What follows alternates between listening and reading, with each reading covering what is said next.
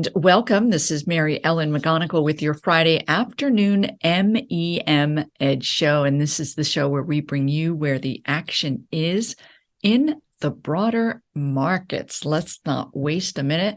Take a look at what we're going to be covering today. As usual, we're going to review where the markets closed. We had an interesting close into Friday today.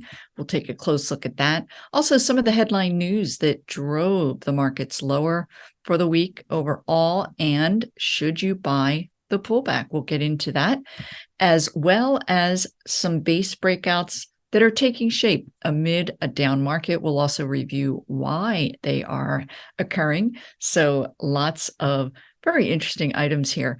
First up on that news, we did see the most impactful item is the fact that the Federal Reserve not only raised interest rates by that 0.75% that was anticipated.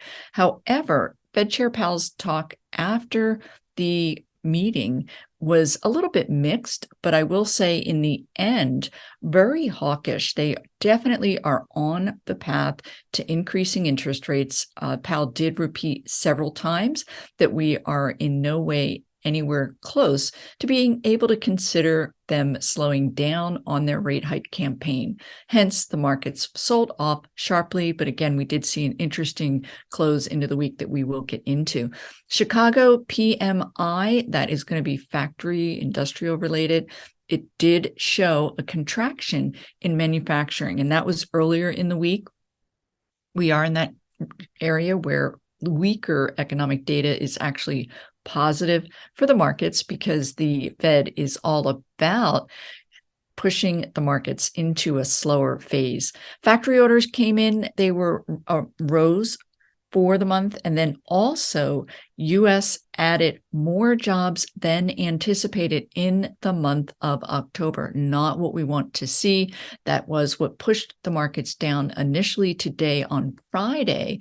However, as mentioned, we were able to recover. So also next week, very, very impactful will be next Thursday's CPI number. That's also known as the core price index. Also a very widely watched, highly regarded by the Fed, gauge of inflation. So that is definitely going to be front and center next week as it relates to economic data. Let's go ahead and jump in, take a look at those markets and see where did we close.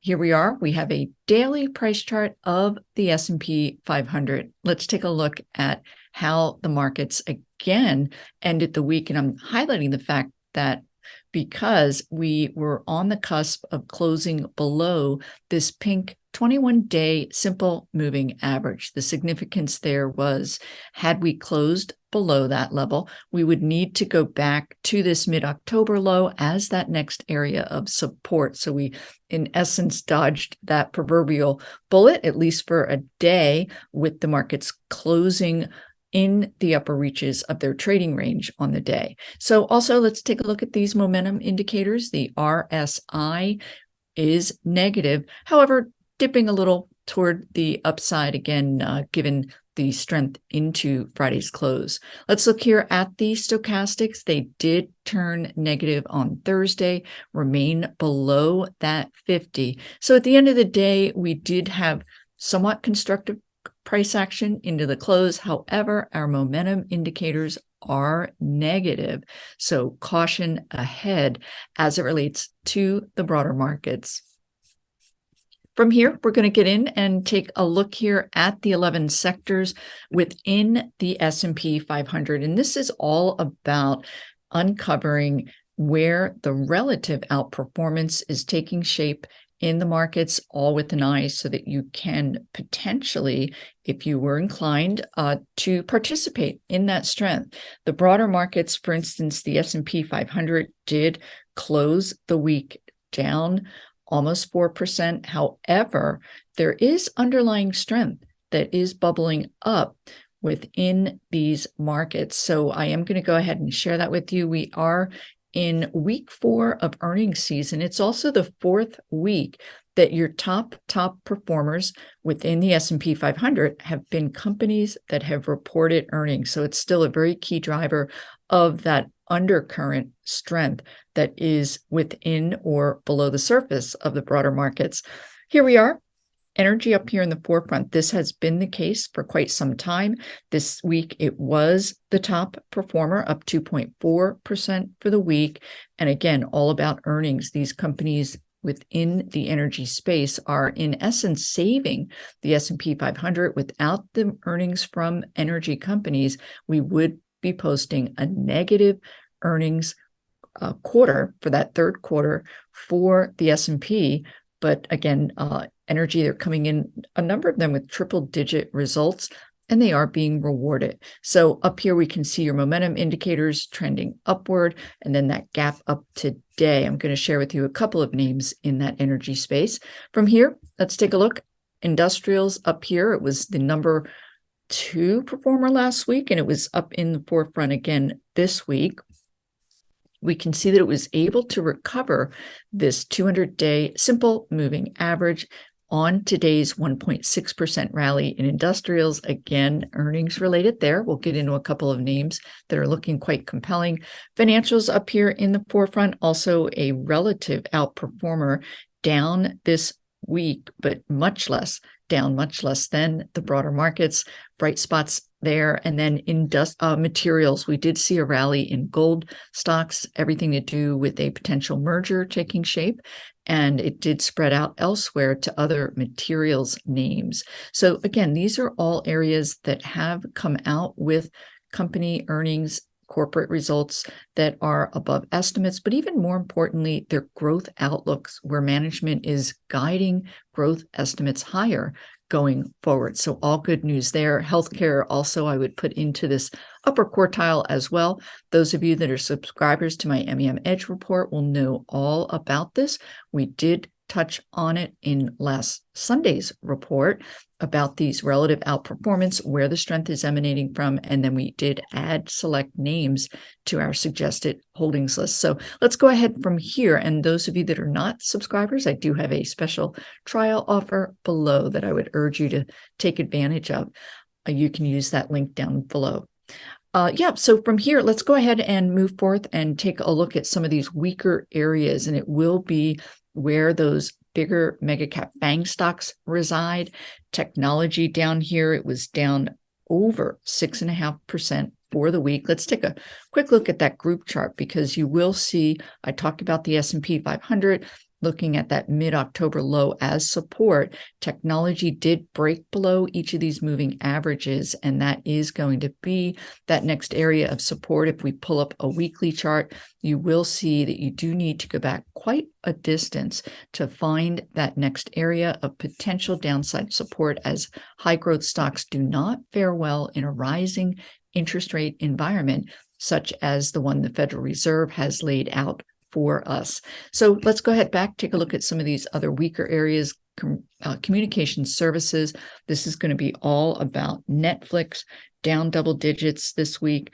Meta also having a tough week, as well as Google. So the major names within this particular sector all really getting quite beaten down. It's been a very tough area for this communication services sector, really year to date, and even before it was lagging prior to the peak that took shape in the broader markets. This particular group is very dependent upon advertising spending. And we are seeing contraction potentially in the economy, so not good there.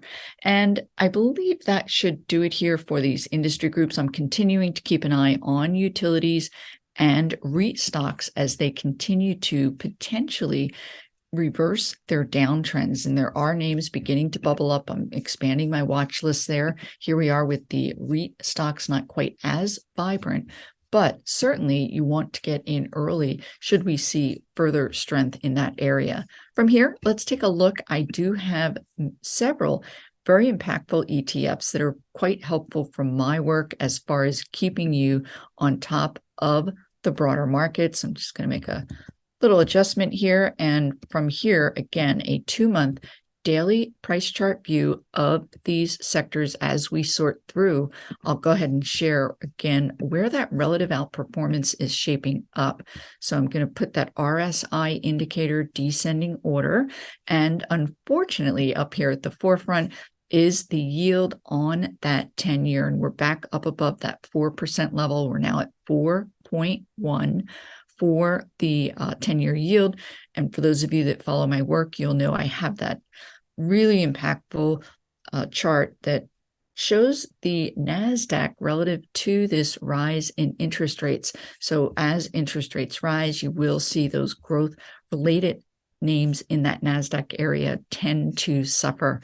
So up here at the forefront, the Dow Jones Industrial Average coming off their biggest month. October was their strongest month. You'd have to go back to 1976 to see a stronger 1 month period. Of these broader market indices, it is the strongest. It did break back above that 200-day last week, gave that back, but lots of vibrancy shaping up within this group. We know that energy is very well populated in there. And then also some of these Caterpillar, Deere, and some of the healthcare. The Dow really is loaded with companies that have come in with really nice numbers. Starbucks today would be an example. So of interest there. Also, biotechs were able to recover from a pullback. Very interesting. This is an area, those again, subscribers will know that we've been all about capitalizing on this reversal. Lots of vibrancy in this space as companies are coming in with strong numbers and also coming out with very innovative drugs that are going to be in very high demand. They're passing through their clinical trials and getting closer to being FDA approved. So bank stocks also on the move. I talked about financials down quite a bit less than the broader markets. Not the best looking chart, but I will say within KRE, this is the regional banking ETF, there are a number of small cap banks that are faring well. And this makes sense in a rising interest rate environment.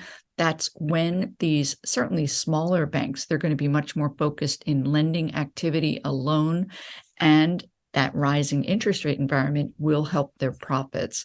So let's go ahead and move on, take a look at semiconductors. Actually, we can take a quick look here because it did have a very strong rally here today, up almost 5%, but still very much in a downtrend, not an area that I would be looking at quite yet, but of interest is the fact. And again, this is another group where it is primarily these smaller cap stocks that are coming in with really good numbers and bouncing quite strongly.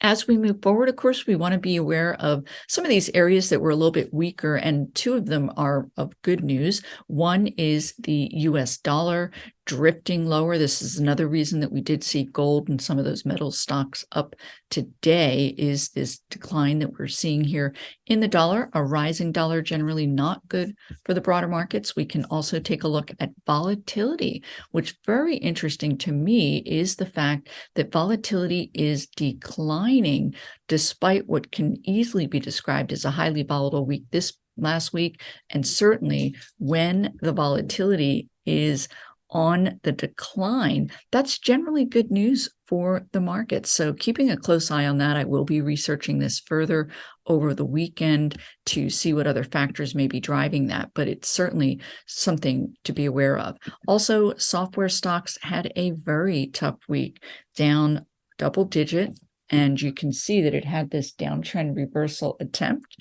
and we pulled back from that. A lot of this relating again to earnings, but unfortunately it is on the negative side. Oftentimes when corporations pull back on their spending, it can oftentimes be this computer software area. I was reading a report earlier this week that cloud computing spending has drifted lower. So we are seeing that come out already in the third quarter. And of course, the growth outlook going forward is being reduced due to that pullback. So that's a quick look at the markets and an in-depth look really at what we are experiencing here relative to strength or weakness. From here, let's go ahead because I do want to share, I talked about in the beginning that we were going to take a look at pullbacks because the broader markets, let's go ahead back to this S&P, and I want to get a better handle. Yeah, so we were down 3.4%, certainly better than the 4.3% earlier in the day, but certainly down 3.5%. NASDAQ down quite a bit more. Let's just take a quick look there before I hop out of this, because we did see a number of underlying stocks pull back quite a bit more. So the NASDAQ down 5.7%. So what I want to share with you are what to be on the lookout for if you are inclined to buy this any kind of pullback that has taken place. Now, again, from my work, there are bright spots that are working, and I am adding to my suggested holdings list because they are areas of the market that historically fare well during either a difficult period, during a recession. So it's not just going to be willy-nilly or any area. For me, it's going to be a focus on those areas, again, that have a predisposition to outperforming when the going gets tough. So let's go ahead and take a look at a couple of names that pulled back and fared well on that pullback, just to give you a sense of what to be on the lookout for if you own a stock, you're looking to add to it, or you want to screen for names. First up here is Schlumberger, SLB. And this is what did take shape in a number of energy stocks this week. I'm going to see how my drawing skills are here. But this is what is called a high tide flag formation. So what we did see take shape is a number of, again, mostly energy stocks. They're outperforming where they hit a new high and then enter this consolidation back and fill period. And this is that pennant formation that does and has taken shape. What happened today is this breakout of that pennant formation, which is bullish. Energy does fare well in a rising rate environment, and they're coming out with super good numbers. So this is an example of a pullback that can be bought, particularly after you have that pennant formation breakout. So from here, I did want to share with you, let's see, I do have a couple of other examples where that pullback did evolve into a buying opportunity, again, to share with you what to be on the lookout for. And then, of course, we'll take a look at some that failed, so you'll know the difference. So here we are with TKR, and I'm going to go ahead and pull up this full quote, which is really quite helpful in identifying the industry group that it is a part of. And I talked about that vibrancy among these industrial stocks, all about coming out with strong earnings. So let's take a look at what took place with TKR. It did initially hit a new high. They came out with strong numbers and then pulled back very much in line with the broader markets. But what took shape on Thursday is of most interest, because what we saw is that TKR, in this case, undercut that 10-day moving average, but closed the day above it. That is bullish activity. It's indicating that buyers came in on the close. And then, of course, today's gap up on very heavy volume adds to that bullishness. So let's go ahead into this intraday. I don't normally do this quite that often, but given the market volatility and just the shape of the markets, I have been using this view quite a bit more, and it can really provide some intel, particularly as it relates to when a stock pulls back and when it can be safe to potentially re-enter. And that would be when the stock's price rises back above these moving averages. This is a 15-minute price chart. This is a 5 and 13 MAV. And then in conjunction with upside price action in your momentum indicators. Now, of course, we did see a secondary pullback, but here again, as it breaks back above those MAVs and your momentum turns positive, you are better served at that point. But on the daily, that break below the 10-day, buyers coming in, and we can see the stock advanced beyond that. Let's see if I do have a couple of other examples that we can take a look at. Here we are with Snap-on SNA, another industrial stock, and you can see this stock pulled back again, broke below that 10-day, Buyers came in, supported it so that it closed the day above that moving average and then advanced further with a gap up on the open today. So let's take a look at another smaller cap industrial. Actually, yes, this is an industrial company. And this is a much more orderly pullback. This is FIX, a small cap name that came out with super strong numbers here, hit a new high, pulled back and found support here at that 10-day simple moving average. Your outside momentum indicators remaining positive and proving to be an ideal buy point at that time. STLD is of course, a steel manufacturer as well as other metals. They came out with really good numbers back here. And what I'm highlighting here is going to be repetitive, but certainly bears repeating in that sense that it pulled back, dipped below that 10-day and closed the day above that. You're going to want to pay attention to volume, particularly if the stock that you own or are looking at begins to take off, because when you get that high volume, it's telling you investors want in. It's under accumulation. So we did see relatively high volume, not particularly overly compelling, but let's take a look at another area of the markets. Now, this was the top performer within technology, the group. This is FSLR. Yeah, so here we are on a daily. Actually, we didn't see too much of a pullback here, but this particular industry group, certainly worth noting, the renewable energy equipment space, up very strongly for the week.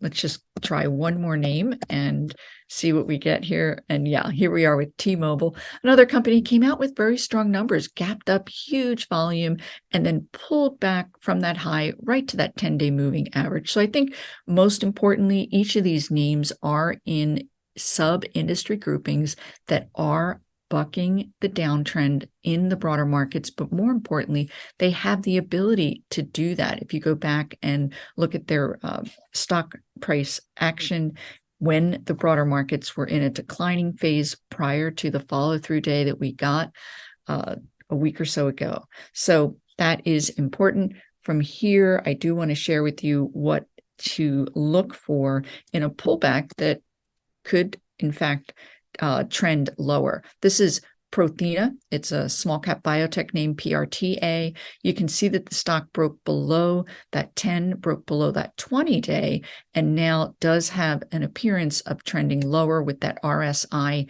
going into negative territory and your MACD heading lower. So just as important as being on top of what to look for on the positive side, of course, you want to be aware of those what the chart appears or looks like prior to potentially falling further. From here, I did mention that there are breakouts shaping up, and it is all about earnings. And it's also all about thematic moves, because that is what will happen during earnings season. You'll see particular groups that are coming into favor because their underlying products, it's supply demand driven. And this would be a prime example. This is Motorola Solutions. Telecom has really been faring well, certainly relative to the market. So MSI is the ticker symbol here. We can see that the stock pulled back and then came out with strong numbers. I'm just going to mark this up, share with you that base breakout that did occur today. Here we are. And when you get that gap up into a base breakout, I just want to make sure, because we may have closed below that level, but take a look here at that big volume. That's going to be a real teller. When you see a stock break out of a base and it does so on super big volume, very, very constructive. Let's see if I can get my pen working again, because it's always quite helpful to have historical precedents. And we do at that point. And again, taking a look at that big volume, of course, the broader markets did come into play here with that pullback, but highlighting that fact, that's one base breakout. And we can take a look at a couple of other names, again, each of them having reported strong earnings and in a group that is also bucking the downtrend taking shape elsewhere. PODD is the next name, diabetes-related drug company.